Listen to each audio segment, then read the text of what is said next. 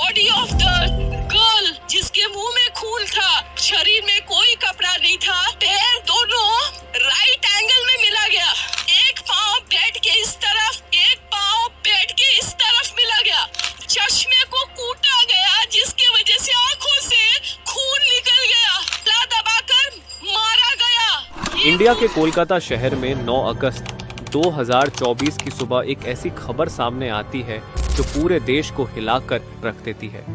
ये खबर थी एक 31 साल की महिला डॉक्टर की, जो कोलकाता के RG Kar medical college and hospital में अपनी ट्रेनिंग कर रही थी। हॉस्पिटल जैसे सुरक्षित माने जाने वाले जगह पर इस महिला डॉक्टर का मर्डर एंड रेप होना काफी चौंकाने वाला था। इस घटना का खुलासा तब हुआ जब डॉक्टर के डेथ बॉडी का पोस्टमार्टम किया गया।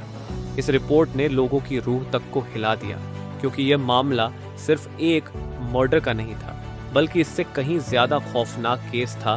पोस्टमार्टम रिपोर्ट में खुलासा हुआ कि उस डॉक्टर की हत्या गला घोंटकर की गई थी, इतनी ताकत से कि उनका थायराइड कार्टिलेज तक टूट गया था। इस हत्या के पहले डॉक्टर ने अपनी जान बचाने के लिए कोशिश किया था। इसका सबूत उनके शरीर पर मिले कई निशानों से मिला। सबसे डरावना सच तब सामने आया जब डॉक्टर के प्राइवेट पार्ट्स पर घावों के निशान पाए गए। इससे साफ हुआ कि यह सिर्फ मर्डर का मामला नहीं था, बल्कि ये रेप के बाद किया गया एक खौफनाक हत्याकांड था। हॉस्पिटल के परिसर में इतनी बड़ी घटना हो जाती है और किसी को कान खबर तक नहीं होती। क्या उस रात कुछ ऐसा हुआ था जिसे जानकर आप गुस्से से बौखला जाओगे? क्या वहां कोई और था जिसने इस क्रूर घटना को अंजाम दिया? और अगर था तो आखिर कौन था? इन्हीं सवालों के जवाब खोजते हुए हम आज की इस वीडियो में आपको बताएंगे कि आखिर क्या हुआ था उस रात इस मेडिकल कॉलेज के शांत माने जाने वाले परिसर में। जब आपको सच का सामना होगा तो यकीन मानिए आपके भी रोंगटे खड़े हो जाएंगे।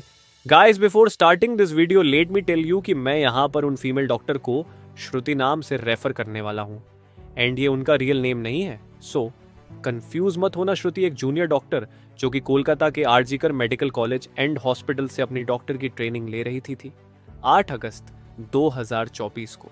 और दिन की तरह श्रुति अपनी नाइट शिफ्ट पर होती है और वह अपनी जॉब कर रही होती है।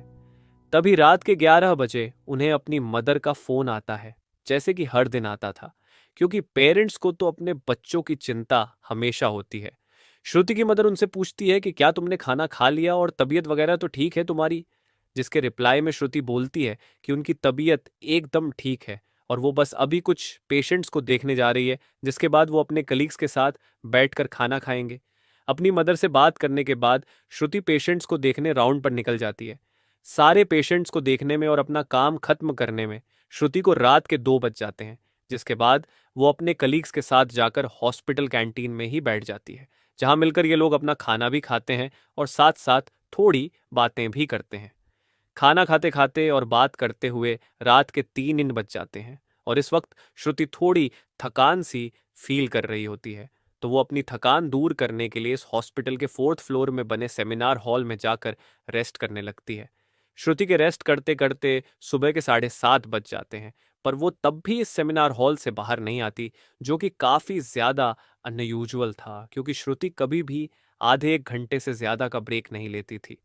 हॉस्पिटल का एक वर्कर जो कि सुबह की शिफ्ट स्टार्ट होने से पहले हॉस्पिटल के सारे रूम्स को चेक कर रहा होता है, और वो ऐसे ही सारे रूम्स को चेक करते हुए इस सेमिनार हॉल की तरफ आता है। जैसे ही वो सेमिनार हॉल के बाहर आकर उसका गेट खोलता है, उसकी आंखों के सामने होता है एक भयानक नज़ारा, जिसे देखकर वो बहुत जोर से चीख पड़ता है।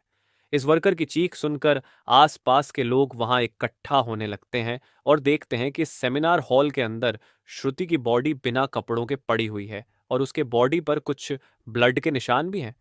यहाँ खड़े सब लोगों के लिए ये एक ट्रामा से कम नहीं था, स्पेशली दूसरी फीमेल डॉक्टर्स एंड वर्कर्स के लिए, क्योंकि उन्होंने अपनी आंखों के सामने ऐसा नज़ारा पहली बार देखा था।